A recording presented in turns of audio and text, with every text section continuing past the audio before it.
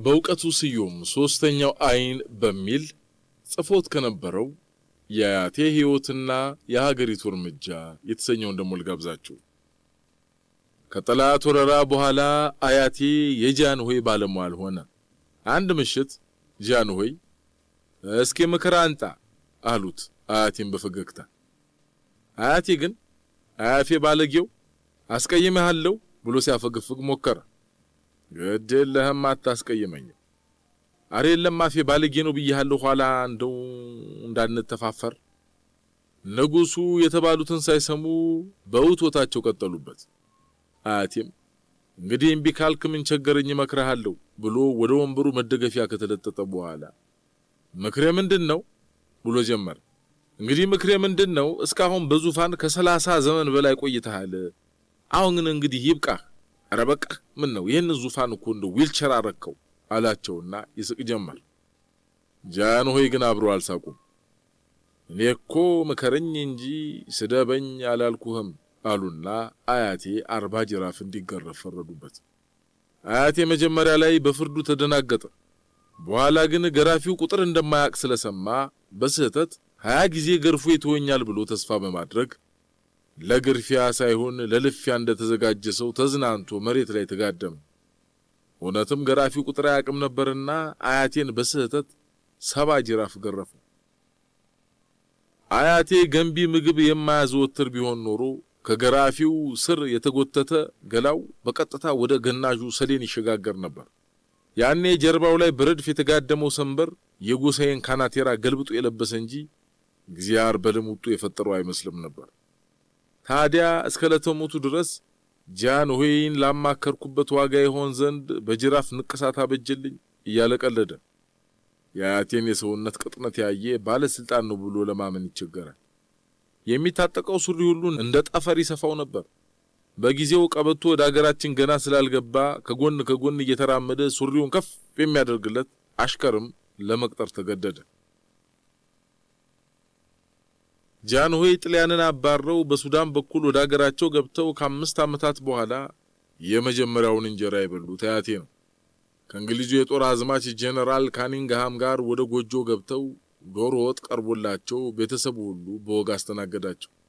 አባቴ ያኔ ትንሽ ልጅ ስለነበር በሞሰቡ በስተቀኝ በኩል ቆሞ የተለኮሰ ጧፍ ከፍ አድርጎ ይዞ ባልተቆረሰ እንጀራ ላይ ያነጣጠረ ያበራል።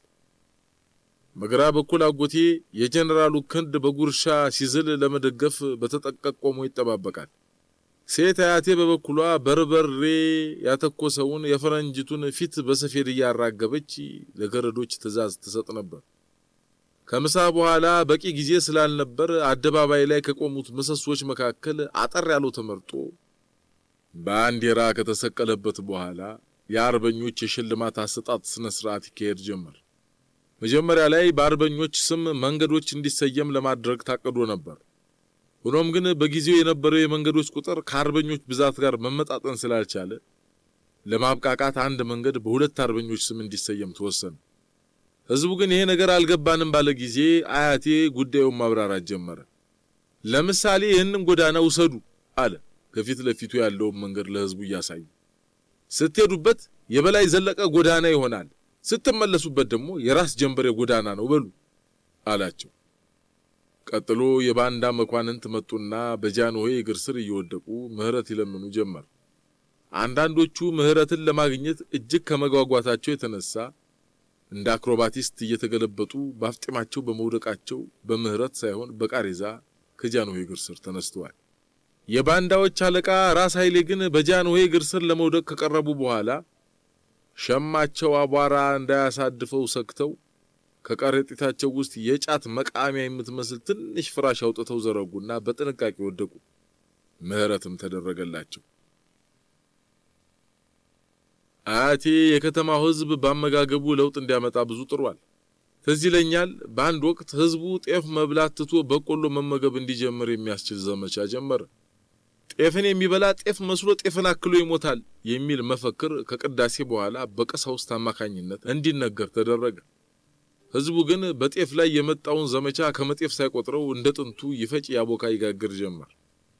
በጉዳዩ ግራ የተጋባው አያቴ በአገሪቱ ስመጥር የሆኑትን ደብተራ መርጌታ ስነ ኢየሱስን ጠርቶ መላ እንዲነግሩት ጠየቃቸው። መርጌታ ስነ ኢየሱስ መቼም የነፍሶችን አቅም እና ስውር ስም ጠንቅቀው የሚያውቁ ጠቢብ ነበሩና ዝናብን እንደ ትንሽ ልጅ ይጠሩትና ይልኩት ነበር። እንዲያውም በ1032 ዓመተ ምህረት በአርበኞችና በጣሊያኖች መካከል በተደረገው ጨበጣ ውጊያ ላይ በጣሊያኖች ሰልፍ ላይ በረዶ የቀላቀለ ዶፍ ስለወረዱ የጣሊያን ወታደሮች ግራ ተጋብተው በቀኝ እጃቸው ጃንጥላ ዘርግተው በግራ እጃቸው ጎራዴ ጨብጠው ለመዋጋት ተገደዋል።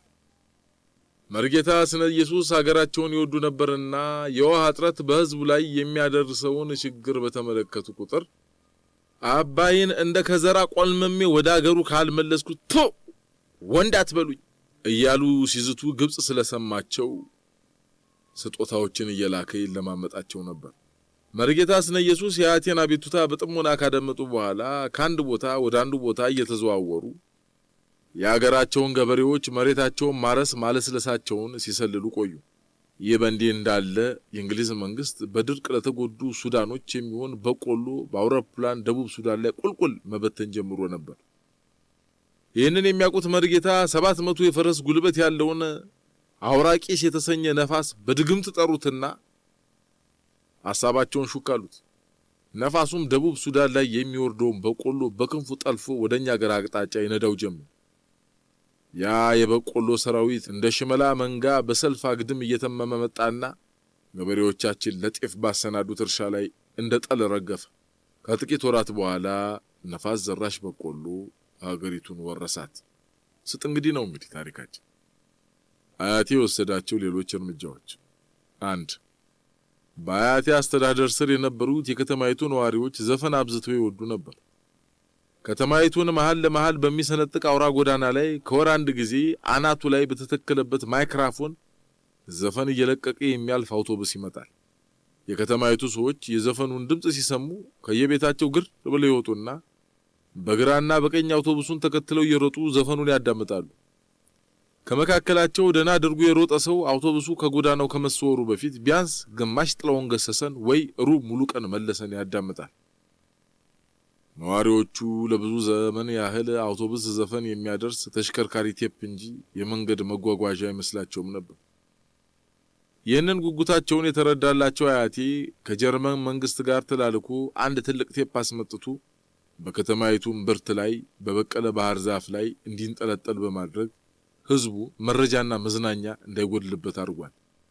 2 የመጀመሪያውን የጉድጓድ መጸዳጃ ቤት በሀገራችን ያስተዋወቀው አያቴ ነው። ከሱ በፊት የነበረው ልማድ እንደሚከተለው ነው። እያንዳንዱ ነዋሪ ከቤቱ ወጥቶ ሱሪውን ቁርጭምጭምቲው ላይ ጥሎ በየብሳናው ዛፍ ያቃስታል። የብሳናው ዛፍ ግንዱ ለመሸሸጊያ ቅጠሉ ለማበሻ ስለሚመች ለዚህ ዓላማ ሲል እግዚአብሔር የተከለው ይመስል ነበር።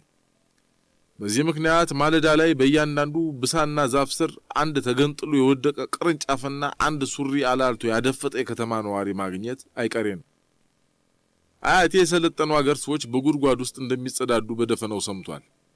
ወዲያው ጥንት ውሃ ያመነጨ ነበረ። አሁን ግን የነጠፈ ቁልቁል ቢለካ 100 ሜትር የሚደርስ ጉድጓድ አገኘና ህዝቡ እዚያ ጋር እንዲጸዳዳ ትእዛዝ አስተላለፈ። ህዝቡ ግራ ተጋብቶ እንዴት አርገን ቢል እንደምንም ብላችሁ ብሎ ድርቃል። መቼም ትእዛዝ ነው። ከዛ ጊዜ ጀምሮ ለመጸዳዳት የሚፈልገው ሰውዬ በወገኖቹ ታጅቦ ወደ ጉድጓድ ይመጣና ወገቡን በመጫኛ አስሮ ጫፉን ለወገኖቹ ካስያዘ በኋላ እንግዲህ ካልተመለስኩ የልጆቼን ነገር አደራ ብሎ የሰራውን ኃጢያት ለቄስ ተናዞ ቁልቁል ይወርዳል። ተጸዳርቶ ሲጨርስም በተጨነቀ ድምጽ አራውጡ ይጨርሻለሁ ብሎ ይጮሃል። ወገኖቹ ወደ ላይ መሳብ ይጀምራሉ።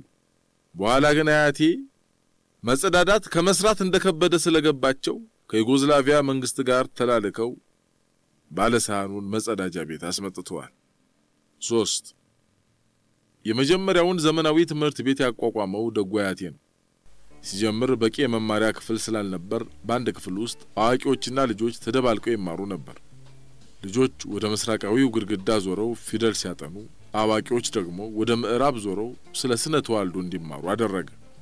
አያቴ ራሱ በከፈተው ትምህርት ቤት ውስጥ በመምህርነትና በዳይሬክተርነት ብቻ ሳይሆን በደወል ደዋይነትም አገልግሏል። የቆየ ግን የተማሪውና የክፍሉ ቁጥር እየሰፋ በመምጣቱ ደወል መደወሉ ቀርቶ በየክፍለው ጊዜው ማብቂያ ላይ መድፍ እንዲተኮስ ተወስኗል። 4 አያቴ አገሪቱን መልካም ገጽታ ለማስተዋወቅ ብዙ ደክሟል። ለምሳሌ በአንድ ወቅት የተከበሩ ዊንስተን ቸርችል ወደ አዲስ አበባ ሲሄዱ እግረ መንገዳቸውን የኛን ሀገር እንዲጎበኙ ተነገረ። ቸርችል በአውሮፕላን መስኮት አንገታቸውን አሽወልከው ሲመለከቱ ግዙፍ የገበጣ ጠጠር የመሰለ አመዳማ ሀገር ሲያዩ እንዋረዳለንና በሁለት ሳምንት ጊዜ ውስጥ አገሪቱን አልምተህ አረንጓዴ አድርጋት የሚል ትዕዛዝ ከቤተ መንግስት መጣ። አያቴ እንን ትዕዛዝ ቢቀበልም በተሰጠው ውስን ጊዜ በጀት ችግኝ ማፍላት ዛፍ ማሳደግ እንደማይችል ተረድቷል። ይሁን እንጂ ዞሮ ዞሮ የአገሪቱን መልካም ገጽታ ማስተዋወቅ ነውና በተፈቀደለት በጀት 400 በርሜል አረንጓዴ ቀለም ገዝቶ አገሪቱን ከዳር እስከ ዳር ቀባት። ጃንሆይ ከስልጣን ከወረዱ በኋላ አያቴም ከስራው ተባረረ። ወዲያውም በፍጥነት አርጅቶ ጎብጦ ቮልስዋገን መሰለ። ከዚያም በምርምር ተጠምዶ አንድ ልቦለድ መጽሐፍ ደረሰ። የወደቀ ዛፍ ምሳር ይበዛበታል እንዲሉ አንድ አያሲ በሳምንቱ በአያቴ መጽሐፍ ላይ የሚከተለውን ጻፈበት። አንባቢ ሆይ እዚህ ልቦለድ ውስጥ ምግብ ስለሚበዛ መጽሐፉን ከገዛህ በሼልፍ ውስጥ ሳይሆን በፍሪጅ ውስጥ እንድታስቀምጠው አሳስብሃለሁ። አያቴ ይህንን ሲያለብ ልቡ ተሰበረና ሃይማኖተኛ ሆነ። በበጎ አድራጎት ስራም ተጠመደ። እኛ ቤት 2 ብርድ ልብሶች ነበሩ። አንደኛውን አያቴ ለብሰዋል፣ ሁለተኛውን እኔ ለብሰዋለሁ።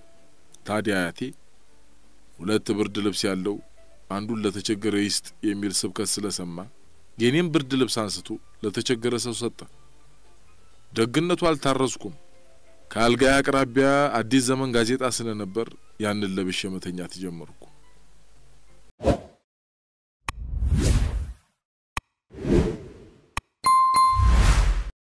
የጊዜው መንፈስ የሚል ርዕስ ያዘለውን የበውቀቱ ስዩምን ጽሑፍ ነው። ባልንጀራ የጋራ ሆነን በቦሌ መድኃኔዓለም አውራ ጎዳና የእግረኛ መተላለፊያውን ይዘን የምንሸራሸር አስመስለን በእግራችን ወደ ቤታችን እየገሰገስን ነው። መነሻቸው ያልታወቀ ወፍ ዘራሽ ሕፃናት መጥተው ከበቡኝና ጎዳና ነው ቤቴ የሚል የምጽዋት መዝሙር አቀረቡልን። ጓደኛዬ ሳንቲም ሰጣቸው። እኔ ግን ሳንቲም ስላልነበረኝ መዝሙሩን በመዝሙር መለስኩላቸው። ልጆች፣ የዛሬ አበባዎች የነገ ሌባዎች፣ ስሙኝማ ልጆች፣ ከባድ ነው ቅጣት፣ እንደ ስንዴ ቅንጣት ኮፋፍ አምልጦ በረሃ ላይ መብቀል፣ ልጅነት ከባድ ነው አባትነት ቢቀል። በቦሌ አውራ ጎዳና በግራ ክንፍ በቅርብ የተገኘ ደሴት የሚያክል ቤተክርስቲያን ቆሟል። በቀኝ በኩል ደግሞ ግዙፍ የፖሊስ ካምፕ ተገትሯል። በመሃል ባለው አስፋልት ጥቂት ሀብታሞች በሐመራቸው፣ ብዙ ድኩማን በዊልቸራቸው ወደ ማደሪያቸው ይፈጥናሉ። ቤተ እግዚአብሔርና ቤተ ፖሊስ እንዲህ ተጎራብተው መገኘታቸው በአጋጣሚ አይመስልም። በስጋችን ስናምጽ ጸጥ የሚያሰኙን ፖሊሶች፣ በነፍሳችን ስናምጽ አደብ የሚያስገዙን ካህኖች ማዶ ለማዶ እየተያዩ ይተቃቀሱብናል። ባልንጀራዬ ወደ ቤተ እግዚአብሔሩ እየተመለከተ በመገረም ተናገረ። አቤት እንዴት ያምራል! ባክሄማ ገነት አይደል እንዴ? ምናልባት እኮ እንደው ይሄ ከገነት የሚለየው ገነት በመላእክት እንጂ በዘበኛ ለመጠበቁ ነው። አቤት የግቢው ስፋት! አቤት የግቢው ንጽህና! ለምላሚው! ታዲያ እንዲህ ያማረበት የሕዝብ ቤተ መጻሕፍት ተቋቁሞ የምናየው መቼ ይሆን? አለና ጥቂት ተክዞ ቀጠለ። ይገርማል። እኔ እናንተ ቤት የለንም። ጻድቃንና መላእክት ግን በየቦታው ቪላ ያስገነባሉ። የባልንጀራዬ መገረም ተጋብቶብኝ እኔም ማያስቡት ማሰብ ጀመርኩ። የቤተ እግዚአብሔሩ ዝነጣ በዙሪያው የተኮለኮሉትን ድሆች ዘናጭ እንዳላደረጋቸው ተመለከትኩ። ሕንጻውና አጥሩ አፍ ባይኖራቸውም የሚመሰክሩት ነገር አለ። ሰው ከጉዛንም ይማራል። አእምሮ የሌላቸው አእምሮ ላላቸው መምህራን እንዲሆኑ ተፈጥረዋል እንዲል መጽሐፍ። በስልጣኔ ዙሪያ ክርክር በተነሳ ቁጥር የላሊበላ ስልጣኔ እንዴት ወደ ቀጣዩ ትውልድ እንዳልተሸጋገረ ግርም የሚል ጥያቄ ነው። ግን የጥያቄው አቅጣጫ መቀየር አለበት። የላሊበላ መቅደሶች በተገነቡበት ዘመን በዚያው አገር ውስጥ የተመሰረቱት መንደሮች የስልጣኔው ሽታ ለምን አልደረሳቸውም? መቼም ስንቆፍር ብናድር እንደ ቤተ ጊዮርጊስ የተራቀቀ የግል መኖሪያ ቤት መቼም አይገኝም። ቤተ ጊዮርጊስን የጠረቡት ጠቢባን ወደ ባላገሩ ወረድ ብለው መኖሪያ ቤት ሊጠሩ አልፈቀዱም። ስልጣኔያችን እንደ ዋርካ ወደ ጎን የሚሰፋ አይደለም። በሀገራችን በየትኛው ማዕዘን የሚገኝ ምርጥ ስነ ህንጻ ወደ ቤተ መንግስት አሊያም ቤተ አምልኮ ነው ያለው። ቆይ የዚህ ምክንያቱ ምንድነው?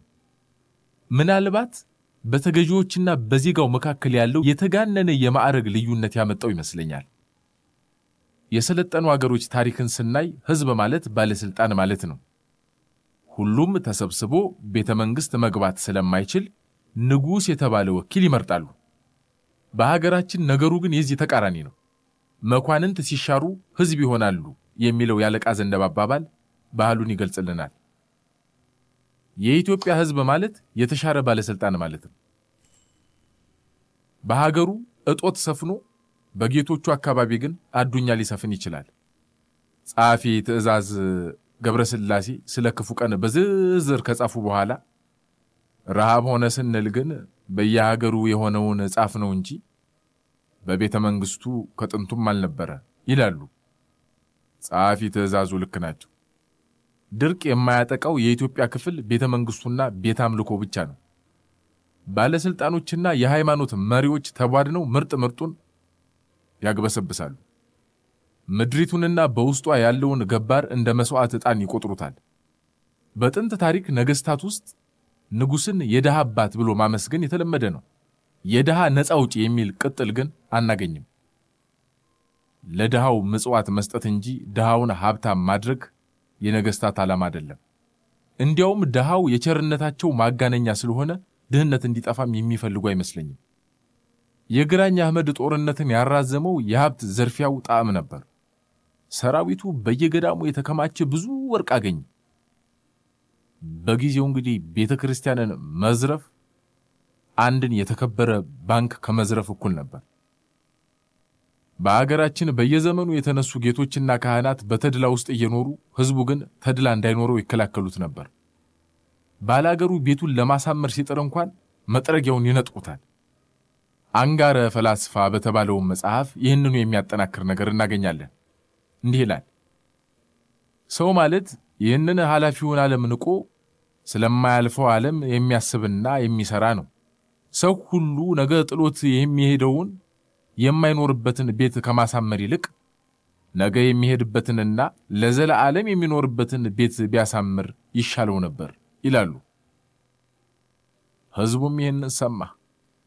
ይህንን ዓለም ጥሎት የሚሄዱ ካልቀረ ጥሎት ቢሄድ የማያከስረው ቤት በሳርና በጭቃ ማበጃጀት ጀመረ። በመጨረሻም የሀገራችን ስልጣኔ የወፍ ስልጣኔ ሆነ። አስገራሚው ነገር ደግሞ ዓለምን መናቅ ያስተማረንን ባህል ያፈለቁ ህዝቦችን እነሱ ዓለሙን መቆጣጠራቸው ነው። ዳዊትን ስንደግም መጣፉን ዳዊት ኒውክለር ታጥቋል ወሩሮት ወንጭፉን። ዛሬ ከአዲስ አበባ ወጣ ስንል መስጊዶችና አብያተ ክርስቲያናትን ለመገንባት የሚደረገው ሽቅድድም ያስገርማል። የቤተ አምልኮ ሪል ስቴቱ በየቦታው ይታያል። ትምህርት ቤቶችን ወይም ክሊኒኮችን ለመገንባት የሚደረግ ሽቅድድም ግን አይታይም። ነገሩ የጊዜው መንፈስ የሚያሳይ ይመስለኛል። ብዙ በላተኛና ጥቂት መብል ባለበት ሀገር ሃይማኖት ትርጉም አለው። መንግስት ሺህ ጊዜ ቢራቀቅ በ5 ዓሳ 5000 ሰው ለመመገብ የሚያስችል ፖሊሲ ሊቀርጽ አይችልም። ስለዚህ 5 ዓሳዎችን ባርኮ 5000 ሰው መግቦ ትርፍራፊ የሚያስነሳ መሲህ ጣልቃ ቢገባ ይጠላል። መከራ ሲገነግን ማህበረሰብ ሳይታወቀው ማምለጫ መንገዶችን ይቀይሳል። አሁን በአዲስ አበባ ውስጥ 3 ማምለጫ መንገዶች አሉ። እነሱ እነማን መሰሏቸው? ሃይማኖት፣ ጫትና ዲሽ ናቸው። ባንዲት የነተበ ጣራ ባላት ደሳሳ ጎጆ አናት ላይ ግዙፍ የብረት አንጠልጣይ የመሰለ የወሬ መጥለፊያ ወይም ዲሽ ተተክሎ ይታያል። የጎጆ ባለቤት ዲሽ በገዛበት ብር ለምን አሮጌ ጣሪያውን አያድሰውም? በቃ ወደ ውጭ ሀገር ለመግባት ያልተሳካለት ሰው በዲሽ አማካኝነት ውጭ ሀገሩን ወደ ቤቱ ያስገባል። ግን ማምለጥ እንደመለወጥ ዘላቂ መፍትሄ አይሆንም። ጥርጣሬ ቀስ እያለ ይመጣል። ምርቃናውም ያልፋል። ዲሹም ከመብራት ጋር ይጠፋል። ያገሬ ሰው ካገሩ ጋር በጨበጣ ይፋጠጣል። አይ ጉድ! አይገቡ የለ እኔም ወደ ቤት የገባሁ። ቤት እንዲሰጠኝ የሚጠይቅ ደብዳቤ በሰፈራችን ለሚገኙ ባለስልጣን መጻፍ ጀመርኩ። አያስፈልግም አልኩና ግን ወዲያው ቀደድኩትና በግጥም አመለጥኩ። ቀኖናዬ መቼም የሸዋ ሰው የርስት ሽሚያውን አይተው አጤ ሚኒሊክ ዘብሔረ አንኮበር ምድራችንን ሲያቀኑት አይተው ተስፋ ገብረስላሴ ዘብሔረ ቡልጋ ሰማያችንን አቀኑት።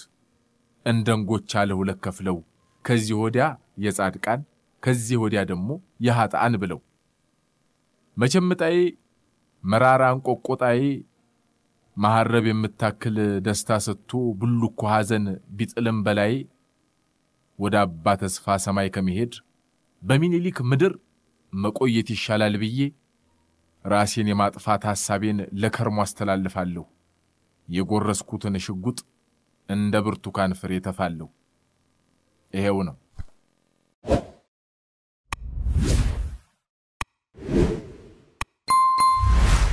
መግባትና መውጣት ከበውቀቱ ስዩም ወግ ላይ መጀመሪያ እንገባበስ።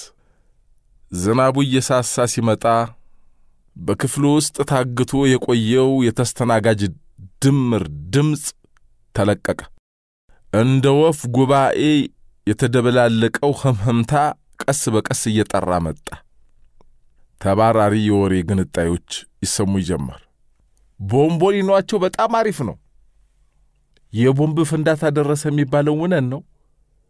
እውነቴን ነው የምልሽ፣ አገሪቱ ያለችበት ሁኔታ ተስፋ አስቆራጭ ነው። እኔ እኮ ያዘዝኩት ተቆራጭ ነው። በቅርቡ የተቀጠረው አዲሱ አስተናጋጅ አባተ ማስተናገድ ብርቅ ሆኖበት ከጠረጴዛ ይሯሯጣል። ተስተናጋጁ ጠጥቶ ሳይጨርስ አባቴ የቡና ብርጭቆውን ያነሳል። አረ ገና ነኝ ሲባል ላሙቅሎ ብዬ ነው ብሎ ይመልሳል። ከሽንት ቤት የተመለሰ ተስተናጋጅ እርጥብ እጁን ሲያራግፍ ካየ ምግቡ እንዴት ነበር ብሎ ይጠይቃል። ደሞ ከተቀጠረበት ቀን አንስቶ እስካሁን ፈገግታው አልተከደነም። እንዲህ አይነቱ ቆሞ ቀረ ፈገግታ በድግምት እንጂ በደስታ የሚገኝ አይመስለኝም። አሁን የሆነ ሰውዬ ሲገባ ተንደርድሮ ሄዶ ምን ላምጣልህ አለው። ተስተናጋጁ ጭቁም ፈገግታ እያሳየ 10 ደቂቃ ልቆይ አለ። እንግዲህ ከብዙ ዓመታት ያስተናጋጅነት ልምዴ እንደተገነዘብኩት አንድ ተስተናጋጅ 10 ደቂቃ ልቆይ ካለ ኪሱ የነጠፈች ስታ ኪሰ ሰባራ ነው። ወደ ካፌው የመጣው ዝናብ ለማባራት ወይም መሄጃ ስለሌለው ነው። አባተ ግን ያልገባው የግርግዳ ሰዓቱንና ሰውየውን እያፈራረቀ ሲመለከት ከቆየ በኋላ 10 ደቂቃ ሞልቷል ምን ላምጣልህ ብሎ ድርቅ ይላል። ከጥቂት ደቂቃዎች በኋላ ካፌያችን ካለበት ህንጻ 7ኛ ቆጥ ላይ የሚሰራ የህግ አማካሪ አምቦ ውሃ ይምጣልኝ ብሎ በስልክ አዘዘ። እውነት ለመናገር 7ኛው ቆጥ ላይ የተቀመጠ ሰው ለሰማዩ ስለሚቀርብ ከደመና ጠልቆ ቢጠጣ ይቀለዋል። መክሊት ሰውየው እኔን ስለሚያስቸግረኝ አንተ አስተናግደው አለችኝ። እሺ ከማለቴ ተጸጸትኩ። ከጥቂት ደቂቃዎች በፊት መብራት ስለጠፋ ሊፍቱ መስራት አቁሞ ነበር። ስለዚህ በአንድ እጄ አምቦ ውሃውን ይዤ በሌላ እጄ መወጣጫውን ድጋፍ ተመርኩዤ በየእርምጃው እንደታነቀ ሰው በጭንቅ እየተነፈስኩ ወጣ ጀመር። ይህን ፎቅ የሰራው ሰውዬ በሕይወት ካለ እድሜው ይጠር፣ በሕይወት ከሌለ ዘላለሙ ይጠር። ተጨማሪ እርግማን ለማውረድ ፈልጌ ነበር፣ ግን ከ5ኛ ፎቅ በኋላ እንኳን መርገም ማሰብ ተሳነኝ። 7ኛ ቆጥ ላይ ደርሼ የህግ አማካሪውን ቢሮ ሳንኳኳ ግቢ ተባልኩ። ይሁን እንጂ የህግ አማካሪው መክሊት እንዳልሆንኩ ሲያይ ተበሳጭቶ ያምቦ ውሃው መክፈቻ ስላረጀ ቀይራ ተመልሰህና ብሎ አዘዘኝ። እንደገና ወርዶ መመለስን ሳስብ በቢሮ መስኮት ወደ ውጭ ተወረር የሚል ሐሳብ መጣብኝ። ለካ አንዳንድ ወጣቶች ራሳቸውን ከ7ኛ ፎቅ የሚወረውሩት ወደው አይደለም ለመውረድ ስለሚቀል ነው። በዚህ አይነት አምቦ ውሃ ቅዳ አምቦ ውሃ መልስ ስዳፋ ቆይቼ ላቤን ከግንባሬ ላይ ያለብኩ ወደ ነበርኩበት ቦታ ስመለስ መክሊት ከነበረችበት ቦታ ንቅንቅ ሳትል ቅድም ለኔ የጀመረችልኝን ወሬ ለራሷ ስትጨርስ አገኘኋት። ዝም ብሎ ቁጭ ማለት ያዋጣሻል አልኳት። ምን ነው እንዳልባረር ፈራህ? ካልክስ የምባረርበትን ሰበብ እየፈለኩ ነው። ይኸውልህ እንግዲህ በልቤ ያስኩት ሚስጥር ልታዘረግፈኝ ነው። ያን የሆነ ፕሮሰስ ጀምሮልኛል። ይዞኝ እለም ወደ ጀርመን። እንዲህ ያለውን ቁም ነገር ዛሬ ማን ያውቀዋል? ለነገሩ ገና ከጅምሩ ለቁም ነገር እንደሚፈልገኝ ያውቀው ነበር። ያኔ እንደተገናኘን ራት ጋበዘኝና እኔን ለማስደሰት እንጀራ በላ። ወይኔ እንጀራ ሲቆርስ ብታየው በሳቅ ይገላል። መቼም እንጀራ ይቧጠጣል እንጂ እንጀራ ይቆርሳል አይባልም። ያን ቀን ታሟደረ።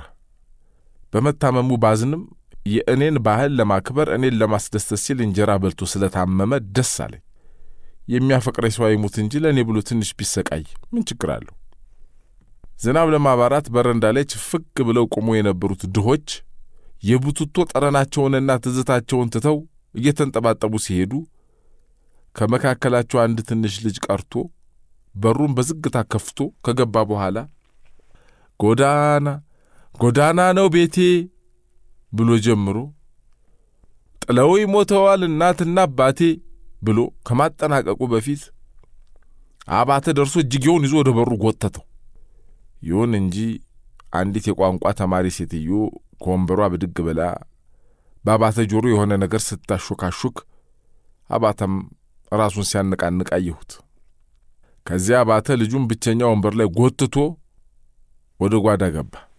ልጁ እንደተጋበዘ እንጂ ምን እንደተጋበዘ ስላላወቀ በጉጉት ወደ ጓዳው በር ይመለከት ጀመር። ከጥቂት ደቂቃዎች በኋላ አባተ በቲማቲም የተጠበሰ ስጋ ይዞ ከመጣ በኋላ በልጁ አቅጣጫ መጥቶ ከልጁ በኋላ በተቀመጠ ተስተናጋጅ ጠረጴዛ ላይ አስቀመጠ። ልጁ ምራቁን ሲውጥ ጉሮሮው እንደ ቴርሞሜትር ከፍ ዝቅ ስትላየው አባተ እንደገና ወደ ጓዳ ገብቶ ሲወጣ ሻይና ጥቂት የተቆራረሰለት ዳቦ በትሪ ይዟል። ልጁ ዳቦውንና ሻዩን ሲያይ ይለፈኝ በሚል አይነት ጣራጣራውን መመልከት ጀመረ። አባተ ግን አላለፈውም። የያዘውን ሳህን ጠረጴዛው እስኪርድ ድረስ ከፊቱ አስቀምጦለት ሄደ። ልጁ የቀረበለትን መብላት ሲጀምር ከላይ እስከ ታች ገመገምኩት። የጥበብ መጀመሪያ እግዚአብሔርን መፍራት ነው የሚል ጥቅስ የተጻፈበት ላዋቂ የሚሆን ቲሸርት ለብሶ ነበር። በእርግጥ በጥቅሱ ላይ ያለው እግዚአ የሚለው ቃል በእድፍ ስለተዋጠ የጥበብ መጀመሪያ ብሔርን መፍራት ነው የሚለው ጽሑፍ ብቻ ይታያል።